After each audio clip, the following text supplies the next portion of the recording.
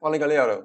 Vamos agora finalizar o estudo do eletromagnetismo, indo para uma parte muito importante que é a indução eletromagnética. Para entender indução, a gente precisa saber o que é o conceito de fluxo, no caso, fluxo magnético. Veja aqui nessa animação à esquerda que você tem um pedaço de cano, o qual sai aqui, ó, uma água.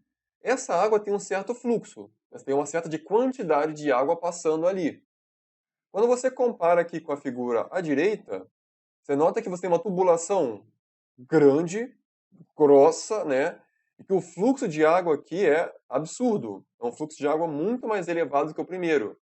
Então, é claro, só pelo fato da área que você tem aqui, ó, a área dessa mangueira, não tem nem como comparar com a área aqui que você tem nessa tubulação. É claro que na tubulação vai sair muito mais água. Isso quer dizer que o fluxo de água na tubulação é maior do que na mangueira, certo? Então, em suma, o fluxo vai depender da quantidade de coisas. Aqui foi utilizado o exemplo da água, mas pode ser qualquer coisa que passe em algum lugar. Pode ser um fluxo de pessoas passando num portão. Se tem mais gente passando no portão, é claro, o fluxo é maior. Note aqui agora que a gente vai ter uma coisa que também é importante.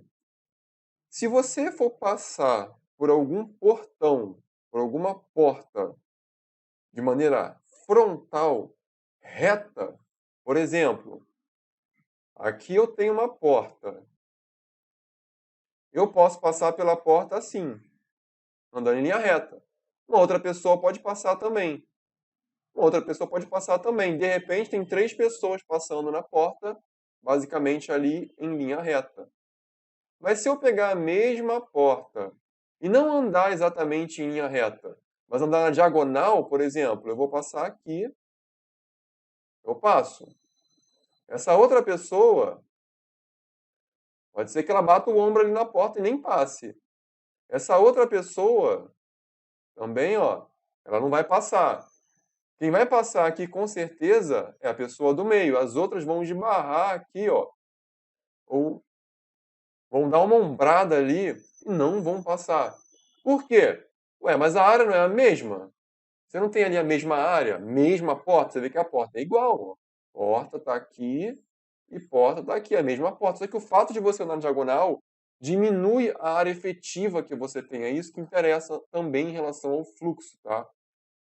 Então note, por exemplo, tá vendo aqui que a gente tem essas linhas? Essas linhas é o fluxo ali que você tem de campo magnético, tá? Então você tem várias linhas de campo magnético. Se você for contar, ó, 1, 2, 3, 4, 5, 6, 7 e 8. Tem 8 linhas de campo magnético passando, no total. Porém, se você pegar aqui um pedaço de fio, como a gente fez aqui com a mangueira, ó, pega um pedaço de mangueira, uma área, por onde pode passar ali uma corrente elétrica, por exemplo. Você tem ali o seu fio, certo? Se você notar, as linhas de campo estão frontais, exatamente como no caso da porta aqui. Então você vê que tem uma linha cruzando, duas, três, quatro, cinco, seis linhas cruzando. Ótimo. Note que o sentido ali do campo magnético, ó, essa seta vermelha, B, está para cima. Se você pegar uma referência, o que é referência? Vai ser esse N aqui, que a gente chama de vetor normal, tá? Então, se esse vetor normal ele for algo que faz 90 graus com essa superfície, com esse círculo, que é um pedaço de fio, tá? Como se você pegasse o fio e cortasse ele. O que você vai ver dele? Você vai ver o círculo. Se você olhar o fio de frente, você vai ver a parte circular dele, porque você cortou ele. Então, é basicamente isso. O que você vai ter ali? Que se ele faz 90 graus, com esse pedaço de fio aqui, né? Se você comparar com a superfície dele, ele vai ser sua referência, o vetor normal. Repara que o vetor normal, nesse caso, ele está igualzinho o sentido do campo. Você vai ter tanto o vetor normal quanto o campo bem alinhados. Esse é o melhor caso possível, tá? Esse é o melhor caso. Tanto que vai passar uma, duas, três, quatro, cinco, seis linhas de campo. Agora vamos ver uma outra possibilidade. Vamos supor que agora as linhas de campo continuam vindo para cima, ó, na figura esquerda, só que agora o pedaço de fio não está mais retinho. Ele está inclinado. Tipo isso aqui, ó, pessoas em relação à porta.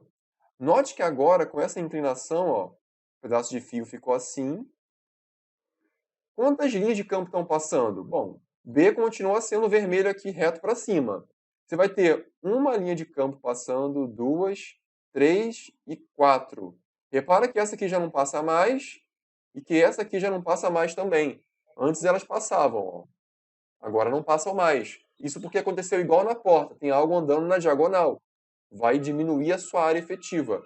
Note que se continuar, temos agora o vetor normal aqui, ó, que faz 90 graus com essa área, o que a gente vai ter é que existe agora um ângulo diferente de zero. Ó. Temos aqui um ângulo, e esse ângulo é θ, uma letra grega que simboliza ângulo, grau, né? Então, se você for olhar, antes era um 0 grau. Ó. Se você comparar esses dois aqui, era um 0 grau. Estava um perfeitamente alinhado com o outro. Agora não, há um desalinhamento. Esse desalinhamento, ó, ele faz com que você tenha alguns graus. 30 graus, 40 graus, não sei. Mas você vê que com isso você tem um problema. Você diminui a sua superfície ali para passar as linhas de campo. Veja o caso da direita, que é o caso extremo. Continuamos ter aqui todas as linhas de campo para cima. E temos que o campo aqui, o vermelhinho, está para cima. Só que agora a gente deitou completamente essa área, essa parte do fio. É exatamente a seguinte coisa, ó. Eu tenho a porta. É possível eu passar pela porta andando para cima? Impossível. Porque para eu passar pela porta, eu tenho que sair deste lado e vir para este lado. Se eu só andar para cima, eu não passo pela porta. Entendeu? É a mesma coisa aqui. Eu tenho meu pedaço de fio aqui. Como que eu vou passar para o outro lado se o campo está indo para cima? É impossível. Eu teria que passar para o outro lado. Aqui eu passo para o outro lado. Ó. Daqui para cá. Aqui eu passo daqui para cá. Mas aqui não tem como passar de um lugar para o outro, porque agora eu tenho um lugar que é a esquerda, outro lugar é a direita, por exemplo. Não tem como passar. Então, se você observar aqui, por exemplo, nosso próprio vetor normal, ó, que faz 90 graus, você vê que ele vai fazer também exatamente 90 graus com quem? Com o B. Então, aqui, de fato, na imagem do meio, você tem 0 graus. Aqui você tem alguma coisa que a gente sabe que não é zero, mas que também não é 90. E aqui, com certeza, temos o quê? 90 graus entre o vetor normal e o campo, certo? Para que serve esse ângulo? Esse ângulo vai ser muito útil, tá? Porque você percebeu que se você analisar, você já sabe. Se tiver alinhado de uma forma, passam as linhas de campo todas. Se tiver desalinhado, passam menos. Mas se tiver completamente desalinhado, fazendo 90 graus, não passa nenhuma. Isso tem muito a ver com cosseno. Porque o cosseno de 0 graus, ele é 1. E 1 é o valor máximo do cosseno, é o caso ideal. E ali é o caso ideal, é quando passo todas as linhas de campo. Aqui é o cosseno de alguma coisa. Só que cosseno de alguma coisa vai ser 0, alguma coisa. Então é um número que não é zero. É pequeno, mas não é zero. Lembra que o cosseno vai variar ali, né, de -1 a 1. Repara aqui também que você vai ter que, nesse caso de 90 graus, é o pior caso, porque o cosseno de 90 graus, ele é zero. Se é zero, não tem. É por isso que você não tem nenhuma linha passando, porque é o cosseno de 90, o cosseno dá zero. Então veja aqui que no caso de fluxo, que é esse símbolo aqui, ó, letra grega, a gente chama de φ, tá? F-I, ou P-H-I, φ, mas a gente costuma falar fluxo magnético, ele depende de campo B, óbvio, né? Quanto mais linha você tiver, maior é o fluxo. É igual você falar, quanto mais água tiver na tubulação, maior é o fluxo. A área, claro, quanto maior for o calibre por exemplo, do fio, é mais provável que vai passar mais linha ali dentro, igual como você viu. Quer comparar a tubulação com aquela mangueirinha? Não tem como. A área da tubulação é muito maior, vai passar mais água. É a mesma coisa. E o cosseno do ângulo, que a gente já viu. Se for cosseno de zero, excelente. Passo máximo. O fio está retinho ali, bonitinho em relação ao campo. Se for qualquer outra coisa diferente de zero, aí já não é tão legal. Vai passar menos, é como se estivesse andando na diagonal em relação à porta. Mas se você tiver ali cosseno de 90, cosseno de 90 é zero. Então é um caso muito ruim, é um caso em que não passa nada. É como você querer passar pela porta andando ali de lado, né? Vamos ver um exemplo. Um fio tem a área 0,05 metros quadrados. passam linhas de campo magnético com intensidade de 2 Tesla. Se o ângulo θ entre o vetor normal n e o campo magnético B é de 0, já sabemos, cosseno de 0 dá 1, excelente. Ou seja, ambos estão alinhados, qual será o valor do fluxo magnético? Então você repara na figura aqui, ó, que a gente tem as linhas de campo indo para a direita, ó, todo mundo para a direita, e que há um alinhamento perfeito entre o campo B e o vetor normal n, ó. Todo mundo está alinhadinho aqui em azul e vermelho, ó, para a direita. Então, ó, 0 grau, porque está completamente alinhado, é o caso melhor possível. Todas as linhas aqui estão passando. Como é que a gente calcula isso? Bom, vamos botar ali, ó. Φ é igual a B. Quem é B? 2. Quem é A da área? 0,05 vezes o cosseno de 0 grau. Já sabemos uma coisa, cosseno de 0 grau dá 1zão. Se deu 1, não se preocupe com o resto da conta com ele, não vai servir para nada. Depois você vai ter que 2 vezes 0,05 é o dobro. E o dobro de 0,05 é 0,1. Unidade de fluxo magnético é WB. WB em homenagem a Weber. Então são 0,1 Weber de fluxo magnético. Isso é as linhas que estão passando ali naquela área. Isso a gente chama de fluxo. Tá? Indução eletromagnética, que é a parte super importante quando você fala do eletromagnetismo. Tá? Vamos reparar o que está acontecendo aqui. Observa a figura central. Você vai ter um momento, ó, em que você aproxima ali o ímã. Quando você aproxima, você vai ter que alguma coisa acontece naquele galvanômetro, tá? Que é uma coisa que mede corrente elétrica. Então repara. O ímã aproximou, opa, detectou uma corrente elétrica aqui, ó, se mexeu a ponteira. O ímã parou, não aconteceu nada. O ímã vai afastar, ó, opa, mexeu de novo. Reparou numa coisa, ó, parado não acontece nada.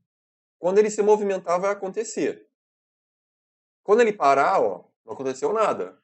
Quando ele voltar, vai acontecer. Então, já repara que é o seguinte, aparece corrente elétrica quando você movimenta, tá? Quando você varia o fluxo, quando você aumenta ou diminui o fluxo. Então, note que isso aqui é só um sistema que tem uma espira, uma bobina, né? Um fio enrolado, tanto faz, e que você liga o terminal ali negativo e o terminal positivo. Porque aí, quando aparece alguma corrente elétrica, ela vai chegar até aqui e vai ser detectada pelo galvanômetro, que mede corrente elétrica.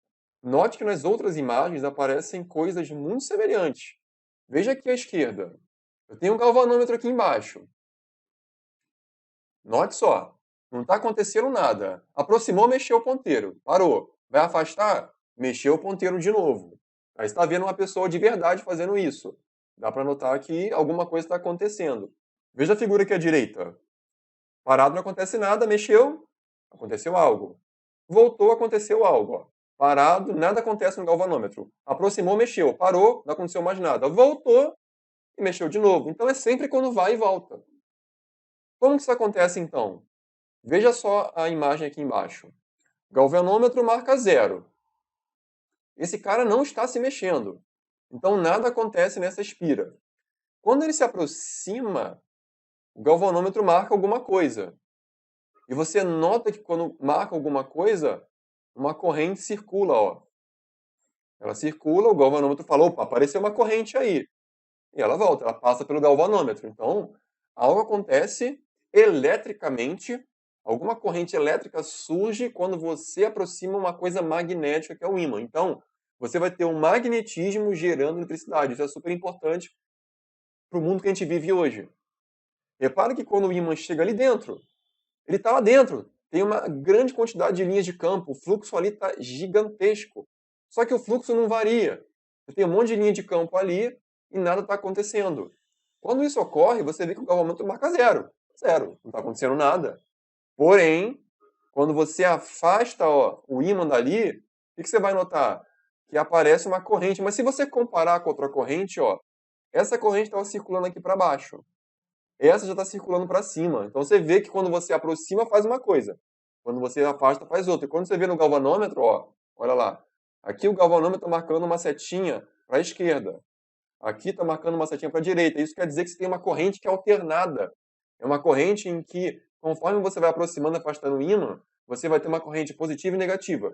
Positiva e negativa. Então isso é uma corrente alternada. Vamos entender agora então a tal da lei de Faraday-Lenz, que é uma lei super, ultra, mega, master importante, porque é a lei de Faraday-Lenz que vai possibilitar você criar vários tipos de energia elétrica, né? Gerar energia elétrica no mundo que a gente vive hoje. Quando você fala de hidrelétrica, termoelétrica, eólica, tudo isso tem muito a ver com a lei de Faraday-Lenz, tá? Então imagina só o que vai acontecer. Eu tenho um ímã que a gente já aprendeu. O ímã está se aproximando. Então eu tenho um fluxo que é pequeno.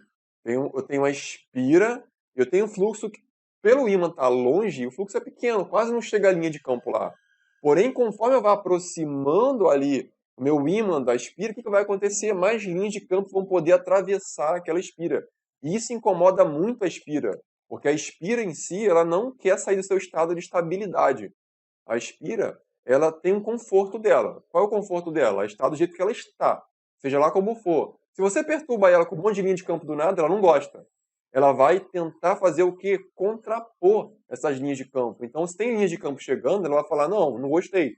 Ela vai mandar linhas de campo ao contrário. Só que para você mandar linhas de campo ao contrário, você não pode fazer isso do nada. Então, repara como a natureza é inteligente. Se eu tenho um fluxo chegando, o que eu vou fazer? Eu vou criar um contrafluxo. Se você aprendeu ali que você vai ter corrente elétrica para cima, gera um campo magnético ao redor, um campo magnético circular, ou seja, eu com corrente, eu com eletricidade gero magnetismo. Então, o que vai ser feito aqui? O único jeito que eu tenho daquela espira gerar um campo para o outro sentido é se ela criar uma corrente antes. Então, o que vai acontecer? A espira vai criar uma corrente e essa corrente vai gerar um campo. Então, é por isso que você vê aqui, ó, quando o ímã se aproxima em vermelho, ó, eu tenho o quê? As linhas de campo chegando, ó, incomodando a espira. Ela não gosta disso. O que a espira vai fazer? Ela vai fazer uma corrente que a gente chama de corrente elétrica induzida. Vai fazer isso aqui, ó. Do nada, ela vai fazer isso. Vai pegar um monte de elétrons ali, ó, vai começar a mexer, circular, circular. Só que a consequência disso, pela lei de Faraday, é o quê? Se eu tenho aqui, ó, uma corrente sendo gerada, eu vou ter então um campo para o outro sentido. Então o que vai acontecer é que pela regra da mão direita, se você aplicar ela ali, você vai ter um sentido do campo oposto. O sentido do campo vai estar em azul, como você vê, ó. Tudo que você vê em azul, ó, é o campo gerado pela espira. Então você vai ter um campo vermelho e um campo azul contrapondo ele. Só que isso também acontece quando você tem a saída do ímã, ó. Quando o ímã sai, essas linhas de campo que estavam lá dentro dele de forma muito intensa saem. E a espira também não gosta disso. Ela não se importa se ela tiver pouca linha de campo. Ela não se importa se tiver muita linha de campo. O que ela não gosta é se você tirar ou se você colocar mais linha de campo. Então, ela estava numa situação de conforto com o ímã ali dentro. De repente, você tirou e as linhas sumiram. O que ela tenta fazer, a grosso modo? Ela fala assim, bom, volta, volta. E como é que ela faz isso? Manda voltar. Ela cria linhas de campo no outro sentido. Então, se você observar, a corrente induzida agora está no sentido oposto. Ao invés de estar assim, agora está assim. E se você usar agora a regra da mão direita, o que você vai notar é que, conforme está agora, você vai ter as linhas de campo indo para lá, para o outro sentido. Tá? Então você vai ter agora uma coisa que faz isso, ó. A corrente está fazendo isso, ela está circulando dessa forma, e agora o campo magnético está para lá, está para a esquerda. Então você vai notar que, não por coincidência, aqui ó, em azul, você vai ter essas linhas de campo indo no outro sentido, tá? Querendo se contrapor à saída do que você vai ter ali, que são as linhas de campo do ímã. Se você notar nas animações, é algo legal. Ó. Veja que quando você aproxima aqui o ímã, ó, você até acende uma luz. Por quê? Porque passou corrente. Ó. Tá vendo as bolinhas ali em azul? Quando você aproxima, as bolinhas se mexem. Quando as bolinhas se mexem, você acende a lâmpada. Por quê? Porque para acender a lâmpada tem que ter corrente elétrica. Então, se eu aproximo o ímã e gero uma corrente elétrica por consequência, como foi explicado na lei de Faraday-Lenz na indução, você vai ter corrente passando pela lâmpada e assim ela acende. Nota que na outra animação é algo muito parecido. Se você aproxima ali, ó, o ímã, a lâmpada acende. Se você afasta, a lâmpada também acende. Porque nos dois casos, quando você aproxima o campo magnético e afasta o campo magnético, você vai ter uma corrente sendo girada num sentido e depois no outro sentido. Você vê que ela só não acende quando? Quando está parado. Parou, não acende. Mexeu, acende. Parou, não acende. Mexeu, acende.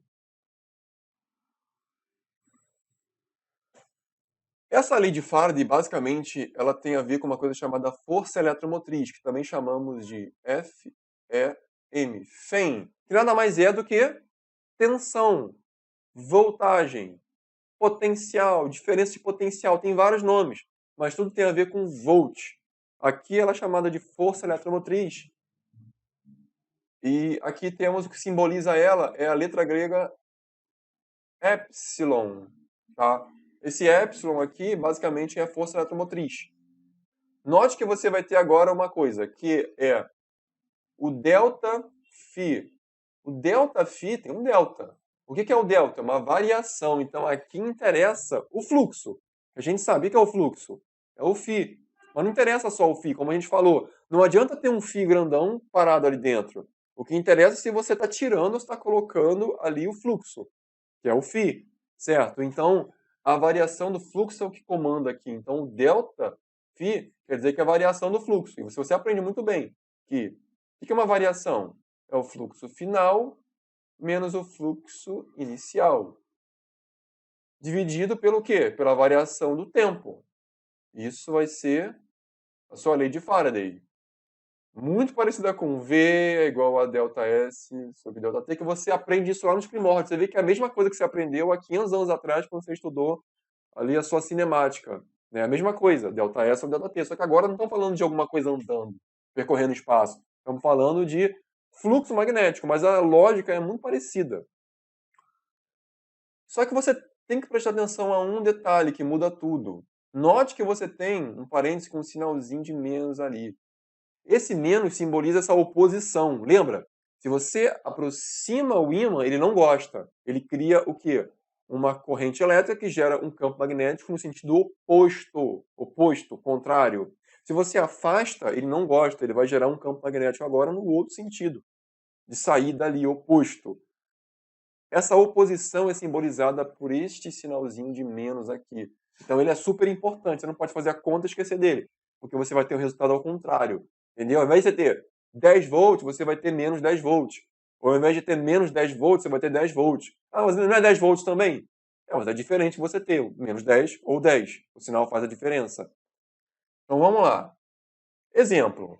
Você tem uma espira que está numa região de campo magnético que em T1 igual a 4 segundos, o fluxo é φ1 igual a 15 Weber. Então, em 4 segundos, passou o tempo, são 4 segundos, você tem 15 Weber só. Depois de um tempo, o tempo passou 5, 6, 7, 10, 12 segundos, passou um tempinho, o fluxo aumentou para φ2 igual a 55 Weber. O que está dizendo aqui? O que está acontecendo de fato? O que está acontecendo é que você vai ter pouco fluxo, tem pouca linha chegando, e conforme passou o tempo, o ímã foi se aproximando e você aumentou o fluxo de 15 para 55. Então, com certeza, houve uma aproximação de um ímã que gerou o quê? Um aumento do fluxo. É isso que dá para deduzir só lendo a questão. Calcule a FEM, a força eletromotriz induzida. Então, vamos lá. A gente escreve aqui a letra epsilon, né, que é a força eletromotriz, é igual a menos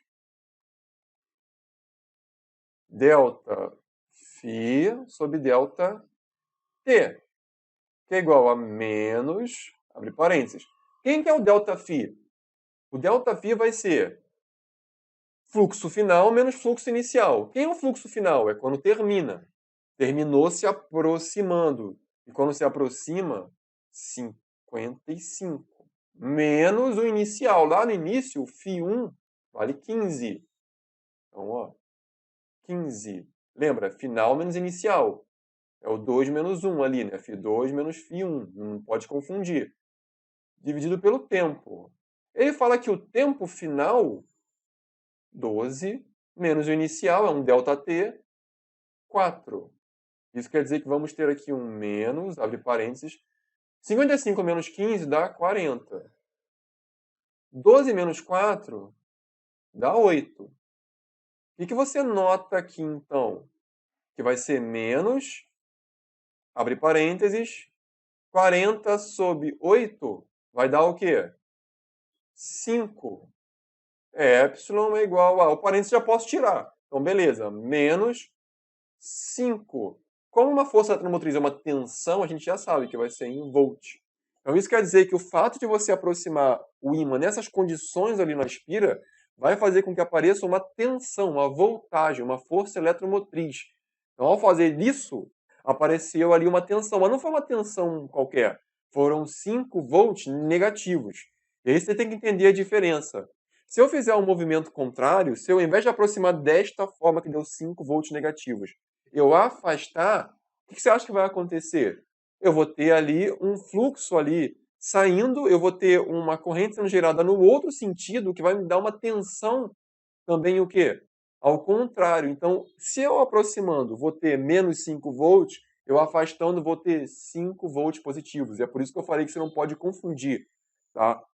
Não faz diferença o sinal. Claro que faz, porque se eu aproximo são menos 5 volts, se eu afasto são 5 volts.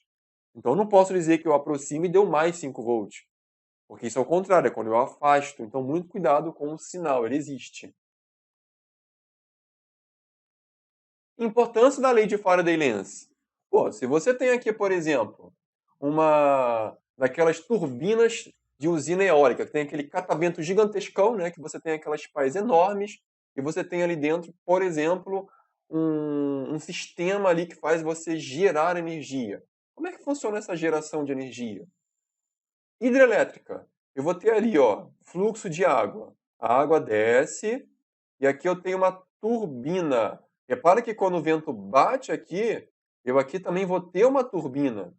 Aqui eu vou ter alguma coisa que se mexe, vou ter uma turbina. O que vai acontecer? Com o fluxo de água aqui, ó, você vê que ele está girando ali, fazendo a turbina girar. Esse gerador é o que vai gerar, ó, energia elétrica que vai passar pela linha de transmissão ali.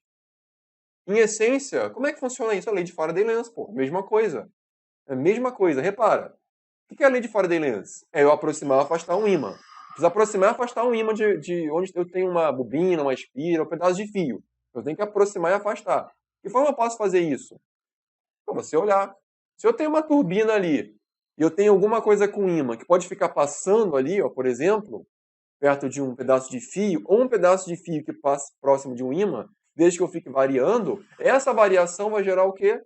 Corrente elétrica. Né? Porque é a consequência que a gente viu agora há pouco. Então, todo o sistema que você tem aí de geração de energia, boa parte deles é feito de que forma? Basicamente, o movimento de um ímã em relação a uma espira. Isso vai estar aqui dentro, isso vai estar aqui dentro, tá? E não tem muito mistério, é basicamente como você viu antes, só que de um jeito mais sofisticado, de um jeito mais em larga escala, né? Temos vários exemplos de aplicação, por exemplo, da lei de Faraday-Lenz, que vai além só de gerar energia elétrica.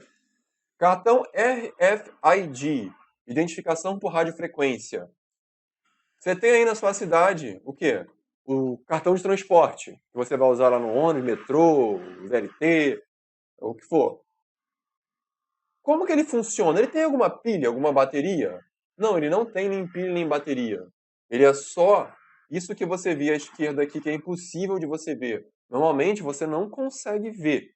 Se você pegar ali o Riocard, ele é pintado, você não tem como ver. Mas se você pegar um branco, ou se você abrir ele, vai ver o que está aqui à direita, o que você tem é uma espira, que é um fio enrolado, pô. Só isso. Se você observar aqui na imagem à direita, é isso, ó. Tá vendo? É um fio enrolado, o que forma uma espira. E lá numa ponta, ó, o que você tem? Você tem conectado aos dois terminais dele, dessa espira, não uma bateria, mas um chip, que é onde você guarda as informações. Aí você pergunta, tá, mas como é que o chip vai funcionar se eu não tiver uma bateria, uma pilha? Como é que eu vou energizar esse chip? Lei de Faraday-Lenz. que vai acontecer se você chegar a algum local e você se aproximar? É um local que emite alguma frequência, alguma coisa, e você se aproxima ali. O que vai acontecer? Pensa ali onde você recarrega o seu cartão ali. Pensa onde é que você passa ali no ônibus. Pensa no tagzinho de um carro que também não tem bateria, que você vai passar pelo pedágio ou pelo estacionamento ali de um shopping. Você passa por uma coisa como essa daqui, ó, que fica emitindo uma onda eletromagnética, ele fica emitindo ali um sinal. Quando esse sinal chegar no seu tag do carro ou no seu cartão ali de transporte, o que vai acontecer? Você vai estimular através da lei de Faraday. Você vai ter uma coisa que funciona como se fosse um ímã, que é isso aqui, que funciona como se fosse um ímã, e vai chegar com um campo eletromagnético ali, ó, em relação a esse seu cartão, e o seu cartão vai fazer o quê? Opa, peraí, estou sendo incomodado, lei de Faraday Lens, indução, está chegando um magnetismo aqui a mais do que eu gostaria. Quando isso acontece, você energiza o chip, você dá energia e você consegue com isso ler. E aí você consegue pegar aqui de volta, tá vendo aqui? Você emite a onda em vermelho e de volta o chip manda em verde. Você consegue ter essa comunicação de dupla via. Então eu emito uma coisa, energizo, e por causa da lei de Faraday, esse cara é capaz de gerar também um magnetismo, né, uma onda eletromagnética no caso, que vai chegar até o emissor de novo. Ele funciona como emissor e receptor. Carregamento por indução. Hoje em dia isso é uma coisa até comum, né? Celulares usam isso também hoje em dia. Percebe que aqui na animação à esquerda que você tem um pulso azul. O que é esse pulso azul? Aqui você tem uma bobina embaixo, que é o seu carregador por indução, que ele fica pulsando onda eletromagnética. Então ele pulsa, faz o magnetismo aumentar, diminuir. Aumentar, diminuir. E no seu celular, por exemplo, você também tem uma bobina aqui dentro. Essa bobina vai fazer o quê? Ela vai ficar recebendo. Pô, peraí, agora tem muito campo, pouco campo. Muito campo, pouco campo. Ela não gosta disso. Você aprendeu isso na lei de Faraday-Lens e na indução. Com isso vai gerar uma corrente elétrica ali dentro que vai passar para a bateria. Então, cada vez que eu ficar pulsando, eu vou gerar corrente elétrica. Essa corrente elétrica vai passar pela bateria e vai carregar, carregar, carregar, carregar. Então, você está carregando por indução. Tá? Então, você vê aqui no meio, ó, ele aproxima, o celular acende a tela e começa a carregar. Porque ali dentro você tem o quê? Bobina. Tá vendo que aqui no celular, o que você tem quando você abre o celular que tem esse tipo de coisa? De carregamento por indução? Você tem uma espécie de bobina, ou de uma espira, na verdade, que parece mais uma espira, ó. Uma coisa que está dando várias voltas e que é ligada ao quê, ó? Ao fio aqui, ó. Um polo e o outro. Está ligado na bateria. Você vê que aqui dentro, ó, a animação aqui mostra, mas a imagem também, ó. Eu tenho uma bobina que gera um campo magnético que fica variando, tem a bobina que recebe isso e por conta do recebimento não gosta e começa a criar o quê? Corrente para um lado, corrente para o outro. Lei de Faraday-Lens. Você vê que lá dentro você pode fazer de várias formas esse carregamento por indução. Pequeno ou grande, você vai ter ali mais gordinho, mais fininho, fio mais grosso, fio mais fino. Você vai ter ali com dois, em conjunto com dois ou em conjunto com três, mas todos seguem o mesmo princípio. Tá? Que é basicamente ter esse lance da variação do campo magnético. Então, o que você aprendeu hoje de importante é, o que importa para a gente na lei de Faraday-Lens da indução é a variação do fluxo, variação das linhas de campo ali dentro. Isso é o que vai interessar para você ter como resposta de uma espira, de uma bobina, o quê? A corrente fluindo para um lado e para o outro. E cooktop por indução. Já viu aqueles cooktops bonitos, aquelas coisas que você vê que são de vidro temperado, mas que você não tem gás, você não tem chama? Como é que funciona esse negócio? Bom, o que você espera que você vai ter lá dentro do cooktop? Exatamente, você vai ter o que você já imagina, que é um fio enrolado, uma espira. Ali você vai ficar fazendo o quê? Variando o seu campo magnético. Só que você não pode usar qualquer tipo de panela. Você vai usar uma panela ferromagnética, uma panela que tenha uma facilidade muito grande de receber, como você viu lá nos materiais ferromagnéticos, lá no início da introdução ao magnetismo, tem afinidade a se alinhar ali, a receber essas linhas de campo e se alinharem. Então, se você tem essa espira aqui e ficar mudando ali o campo magnético, o que você vai conseguir ter? Você vai conseguir ter que vai ter uma corrente sendo gerada dentro da panela de forma também intensa. Quanto mais você ficar variando aquele campo ali dentro da sua plataforma ali, né, do seu cooktop, você vai ter que na panela você vai ter os elétrons se mexendo, os elétrons se mexendo. E elétron se mexer gera aquilo que a gente vê lá na eletricidade, que é o efeito Joule, que é o aquecimento. Então, se você fizer os elétrons se mexerem ali, mesmo sem precisar de fogo, o que você vai ter? O aquecimento. Mas não por causa de uma chama, mas por causa do movimento do elétron na panela. Então, você vai ter que aquela panela, ela vai conseguir esquentar e, com isso, esquentar o alimento. Isso pode ser feito de uma forma tão intensa, mas tão intensa, que se você olhar aqui a animação aqui embaixo, repara como esse pedaço aqui de aço, ele começa a ficar rubro, como se ele fosse derreter. Porque você tem aqui uma bobina grossa, né? Você vê que é uma bobina de grande calibre, e aqui você tem alguma coisa que faz o campo magnético ficar mudando. Só que isso acontece de uma forma tão intensa que você esquenta tanto esse aço, esquenta tanto, que olha só como é que ele fica. Daqui a pouco ele chega a derreter. Então você vê que você consegue fazer um aquecimento. É por isso que o cooktop produção funciona, tá? Então aqui a gente conclui toda essa parte do eletromagnetismo. Estude bastante. Tchau.